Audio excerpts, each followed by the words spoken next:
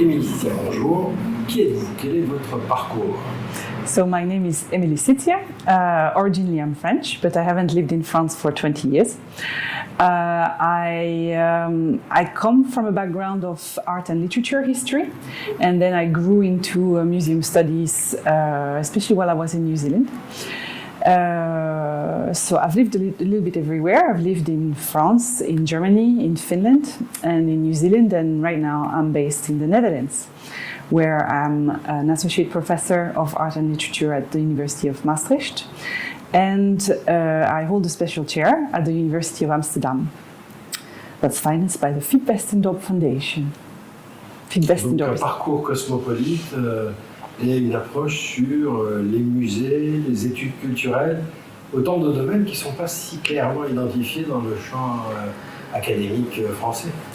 Yes, I think it's when I try to make sense of what I do, I kind of gather what I do around storytelling. I look at storytelling in image, in literature, and in space. So in illustration, paintings, etc., in text, literary text, etc., and in space, in exhibition space. So yes.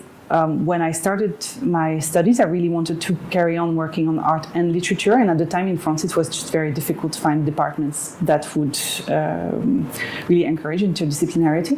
So that's also why I left originally. So I think the French universities have a tendency to be very department-centered, which means that there is not so much collaboration with museums or with between departments.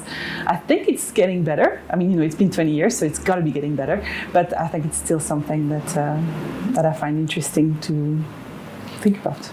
Donc un lieu de l'interdisciplinarité comme l'IMéRA qui vise à traverser les approches, les regards, était plutôt fait pour vous. Perfect place for me. I've thoroughly enjoyed discussing my topic from all kinds of angles with all kinds of different people from bioethics talking about women, Mediterranean women's identities, and for people from robotics talking about art. So I thought that was a really a perfect place for me to take a breath, think about what I'm doing, and also to feed my research practice. Dans cette respiration sur ce que vous faites, vous pouvez nous en dire un peu plus? Qu'est-ce que vous êtes venu faire à l'IMéRA et pourquoi les musées? So I've been working a lot on museums, but mostly on participatory practices. So that's really what I've published a lot on in the last few years. And I started working on matters of identity when I worked on illustrations, especially of illustrations of children's book.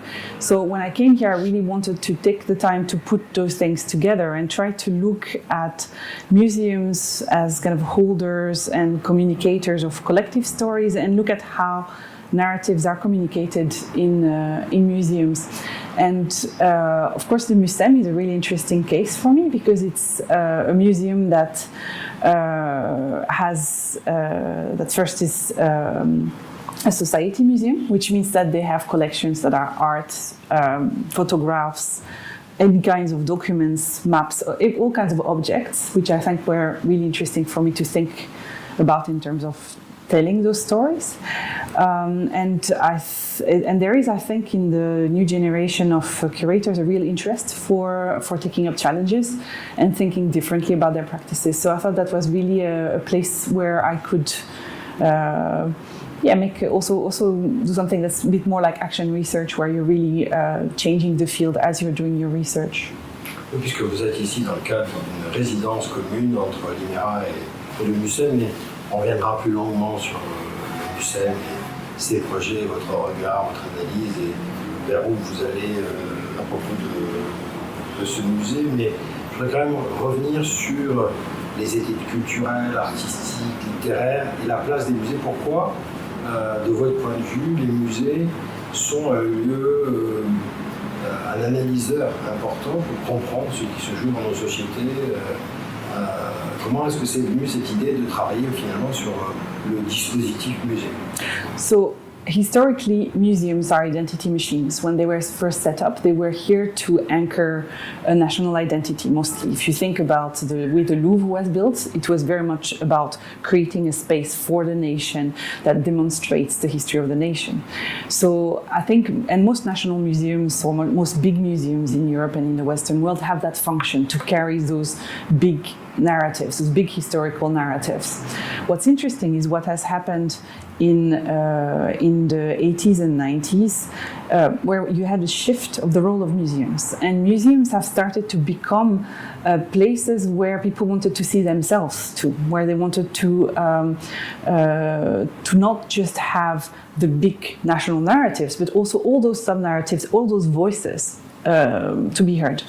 Which means that the museums started looking at their own practice and started thinking about how can we tell other stories? How can we start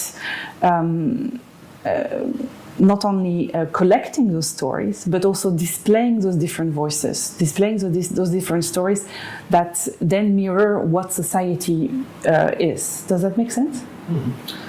Il y a une historienne qui s'appelle Emilie Sitzia qui a fait un livre qui s'appelle La fabrique des identités nationales. Mm-hmm.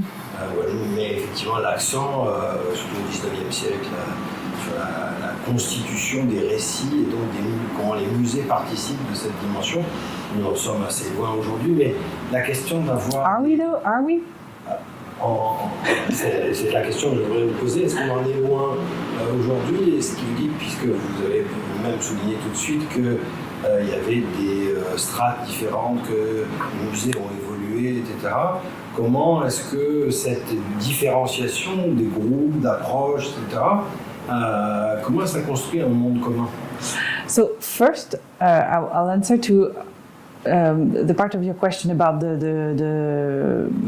National Identity Museum, because I think as much as some museums are really trying to experiment being mirrors of society, some other museums are still very much in that logic of the grand narratives. If you look at the way, for example, just the rooms are organized, when the rooms are organized historically, geographically, etc., they are trying to convey that kind of grand story, that grand narratives that nations are carrying through. And that's something that you find still in most national museums throughout Europe. So when you're talking about those museums that are mirrors of society, they're still very marginal practices. It's still something that you don't see everywhere, and certainly not throughout institutions. You often have split within institutions about that position. Ils ont une chance de s'affirmer dans les années qui viennent à partir de l'analyse comparée que vous faites du musée. I think so. Qu'est-ce que vous faites dans les musées? Vous regardez quoi? Vous étudiez quoi? So that's a question. Il y a la boîte musée, mais le musée, ce sont des collections, ce sont des expositions, ce sont des programmations artistiques et culturelles, ce sont des publics, ce sont des finances, c'est un enjeu touristique, c'est plein de choses à la fois.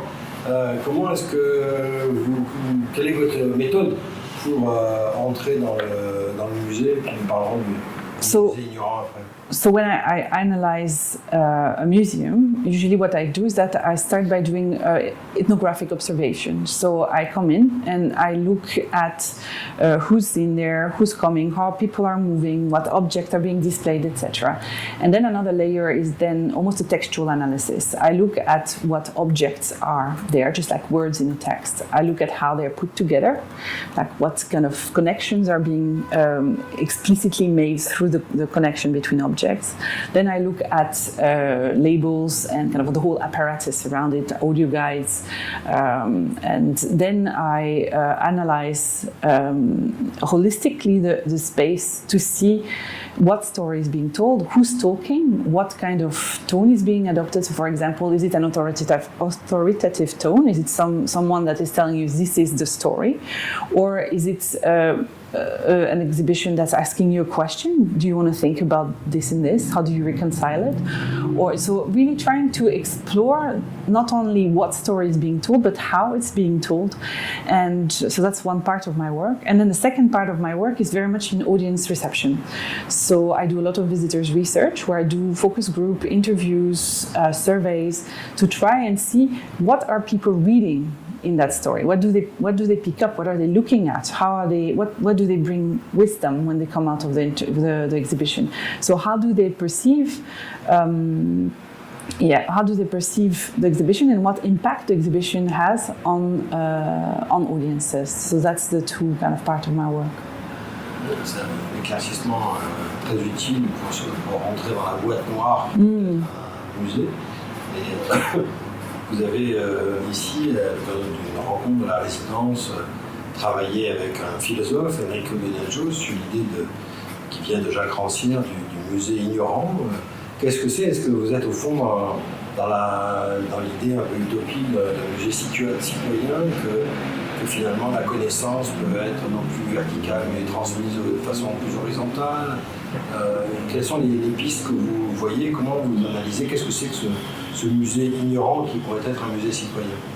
So I think it comes from my deep belief that museums are ideal place for people to learn and for people to grow. And by learning, I don't necessarily mean learning, cognitive and factual kind of things. I really mean exploring the knowledge that they already have and building on that knowledge and building skills to be able to understand the world in which they are. But so the idea of the Ignorant Museum was to take this principle, this idea of Jacques Rancière, of the Ignorant Schoolmaster, and apply it to museums. Originally, I developed the model with arts museum because I think art has a flexibility in terms of interpretation. Maybe that's a bit more difficult to apply maybe to some historical objects. But the idea is that the artwork or the object would become the chose commune, so the object, the meeting place, if you want, between the ignorant schoolmaster, which would be the curator of the museum or the institution as a whole. That's something that we've discussed quite a bit with Enrico since, and members of the audience. And the idea would be that the object itself becomes an occasion for learning rather than being infused with meaning by the institution. So that, for example, a couple of years ago in the Mucem they had an exhibition about football, and for this occasion one football from the OM was entered the collection.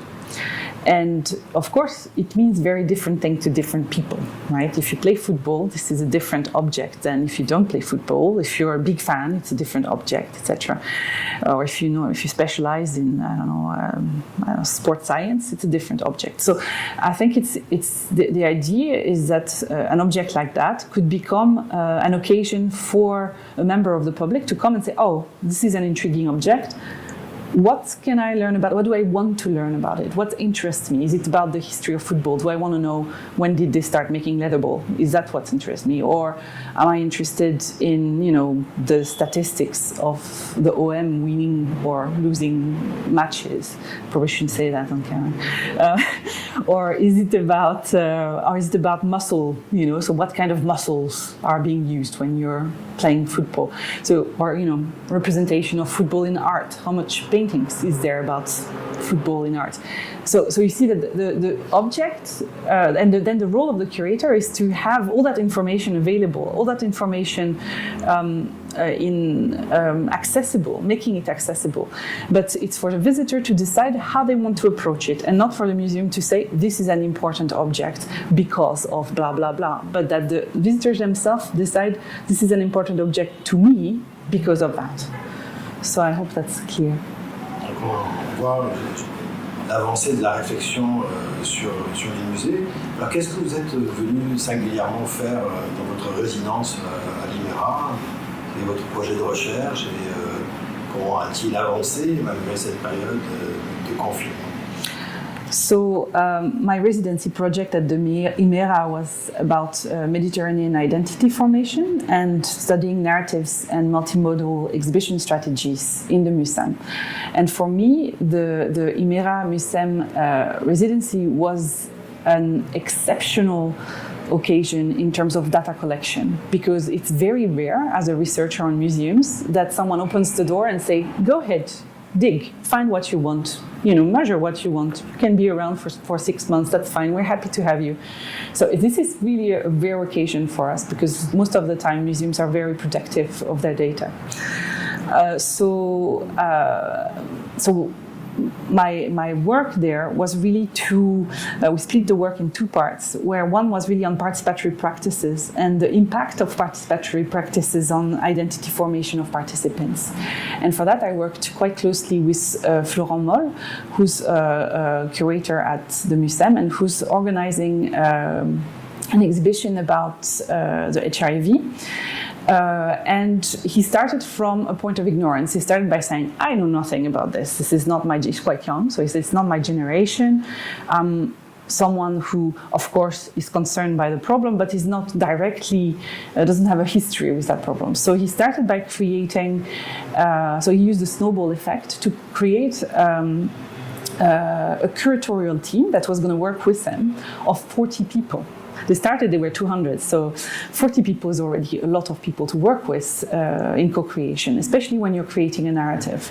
And for me, it was really interesting to see all those individuals coming to this exhibition, wanting to convey in this exhibition their personal story, but at the same time, translate this into a bigger narrative, a narrative that would concern more people. So it was really about finding how that multiplicity of voices could become one exhibition, could become one coherent narrative. And all the problems of negotiation, of the multi-voice, of authority were really interesting to me. So I started working on that part of the project. So we worked quite well. I went to several of their meetings of the Comité de Suivi, did ethnographic observation, OVERT, so they all know what I'm doing, and they're all really intrigued by being looked at, but I think they're also really involved in it. And most of them come from associative contexts, so they are actually a group of people that's extremely used to being first very public about their opinion and to negotiate. So they really have dynamics that I think works really well. So I went to several of their meetings, did ethnographic observation, then of course everything closed up, but we used very wisely, I think, our confinement time, because we interviewed everybody. So we set up a questionnaire with Florent to try and explore further those matters of authority, of identity formation, those matters of authority dynamics, all kinds of aspects that already had come through the first meetings.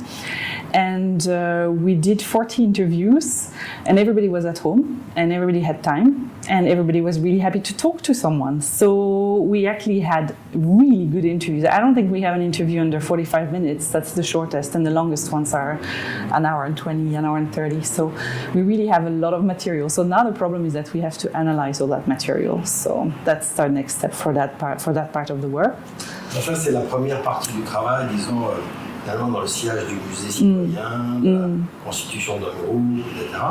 Mais sur l'intitulé même du projet, sur disons, le rapport à la Méditerranée, l'identité narrative du rapport à la Méditerranée à travers le Mucem, musée d'éciliation de l'Europe et de la Méditerranée. Est-ce que c'est un musée méditerranéen, le Mucem? Comment vous l'analysez? Qu'est-ce que vous en êtes par rapport à cette question du rapport entre le Mucem et le monde ou les mondes méditerranéens?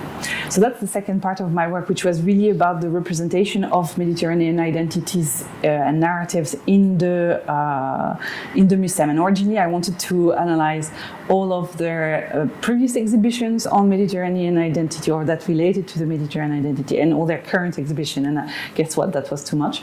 So I decided to focus on connectivity, because I think it's an exhibition that has some really interesting elements, but also some very problematic elements. So I thought that that's a good place to try and tease out what works, what doesn't work, and to try and understand better how that works.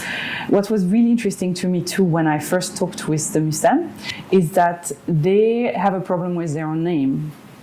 and they actually claim to be a global museum. So they are at the same time a global museum, a European museum, a Mediterranean museum, and a local Marseille museum. So that kind of multiplicity of identity is negotiated constantly in their exhibition program and their kind of communication programs. So I think it's also something that I want to dig out and tease out further. How does an exhibition like Connectivité, for example, relate to that idea of the global, the Mediterranean, the European, the local? Et puis il y a quand même la dimension de l'écart entre les collections héritées des arts et musée des civilisations de l'Europe et de la Méditerranée. Yeah, I think en dehors de cet écart qui est historique, revenir sur le projet méditerranéen du Mucem. Vous le caractériseriez comment? Comment est-ce que vous le percevez? Comment l'analyser? Qu'est-ce qui se transmet? Qu'est-ce qu'il y a à transmettre? Comment est-ce que... I think it's a problematic project, because to start with, they have a name that's Mediterranean and European. So that's not just a Mediterranean museum, it's in dialogue with Europe.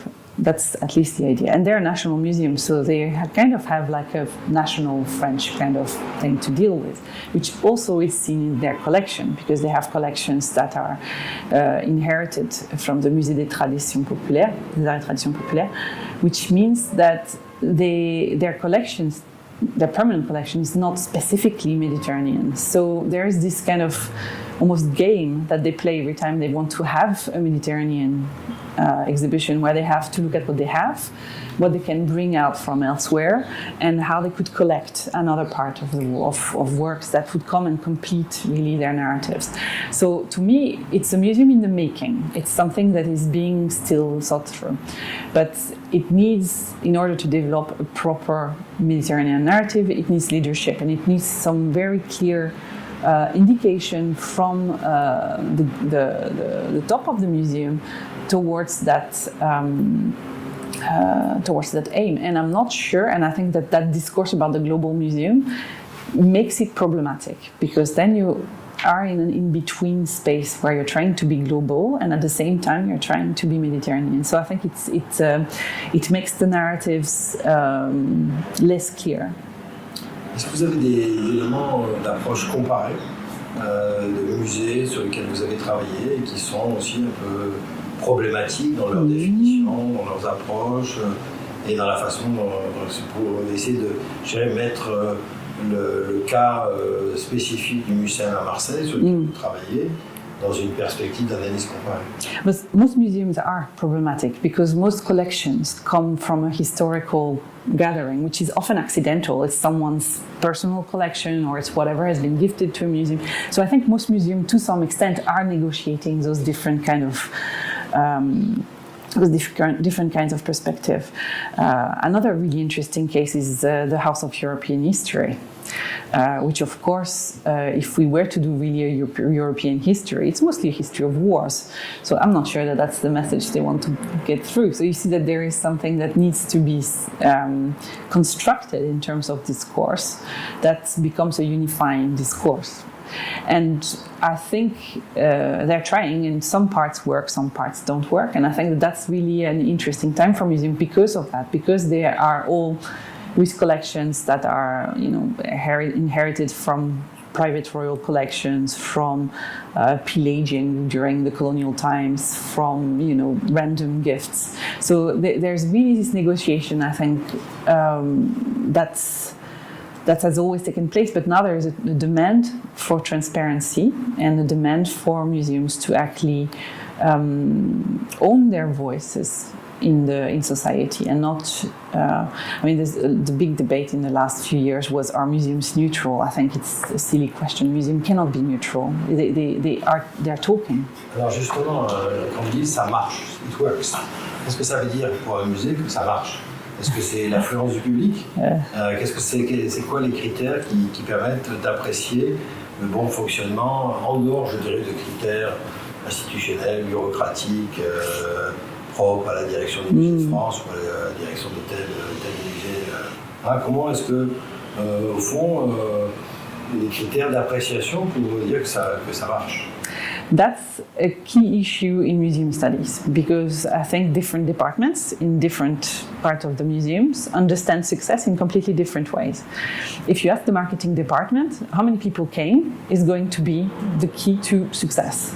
But if you ask a curator, they usually are not very happy with how many people came because they know that it's also, it's summer, so of course lots of people came, or, there's kind of, or it's Jeff Koons, so of course many people came, or it's Picasso, so many people came.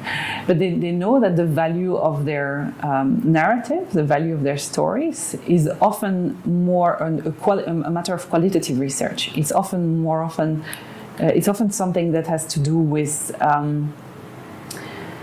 how much people, for example, remember of the story that you've been trying to tell, or how much impact the exhibition has had. Did it have a transformative effect on the public? Est-ce que c'est un effet transformatif? Well, changer de regard? Changer de regard. Yeah, I really think that shifting gaze is one of the things that a museum can do really well. However, it works very rarely because people come in a museum with their whole baggage, and usually they look for what they know in a museum. So, for example, a few years back, there was this exhibition in London about slavery, and they had a really kind of contentious try. They really attempted to renew people's view on the slavery trade. And it didn't work at all. They did interviews of people before and after the exhibition, and people came with a prioris and they left with exactly the same positions. So there's really this capacity for shifting people around, for getting people to think about a topic, for getting them to reassess their position. I think the potential is there, but the actualization of it is actually a very difficult task because you need to address people on what interests them at their level, also in a mode that interests them. So, for example, you can have really long labels of, you can put 600. Like there was an exhibition I did analysis of, and we calculated. I had some students help me doing the research, and it took us. We calculated that it took 6 hours to read the labels. So there was no way anyone was reading those labels. They were just too long, and they were actually quite difficult in terms of language, etc. So someone had just basically printed a book and exhibited it. And that doesn't work. We know it doesn't work. Yet museums still do that. So I think that there is really a transition that needs to be made by museum to communicate with their audience in a way that audiences can handle in their short visits. Vous exprimez une forme de perplexité, non pas sur le rôle des musées, mais sur leur capacité à changer le regard à travers cet exemple, l'exposition sur l'esclavage. Peut-être, avant de terminer, d'avoir une vision un peu prospective de vos travaux, de votre recherche, puisqu'on a la chance de garder quelques mois de plus après le confinement en résidence au Mucem, donc il y a un projet d'avenir qui se dessine. Mais peut-être un exemple de quelque chose qui, de votre point de vue, marche dans un musée, au Mucem ou ailleurs, et au contraire de quelque chose qui ne marche pas, pour avoir une idée un peu comparative de quelque chose qui fonctionne ou qui fonctionne pas. So an example that I can give that I thought worked really well was it was a room in Eindhoven at the Van Abbe Museum, where they have what they called an exhibition that was called the DIY Archive. And the idea of that exhibition space was that there was storage racks, and people could just pull the storage racks with actual artworks, originals, and they could look at them, look them up. There was material for you to look up, and then you could set up your own exhibition.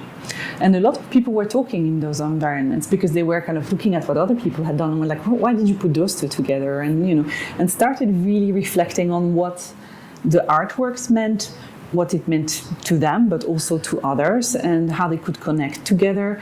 So there was really an activity in that room that I felt was much more beneficial to the visitors in terms of reflecting on art, in terms of acquiring all kinds of different skills, all kinds of different knowledge. La fabrique d'une exposition et des choix. Exactly. Qui, pour une fois, ne sont pas faits par un commissaire tout seul, mais par des visiteurs acteurs. Ça, c'est l'exemple d'une approche réussie. Yeah, and also, pas du tout. Well, just to finish with the one that works, I think that there is also something that I found really interesting, that people, when they came out, had a very high sense of ownership of the artworks. And I think we have to not forget that most collections are public collections. So that means that they belong to us. And so that means that when you have something like that and you manage to tell people like, okay, you own those works. You know, Thierry, you own a little tiny bit of the Mona Lisa. You do.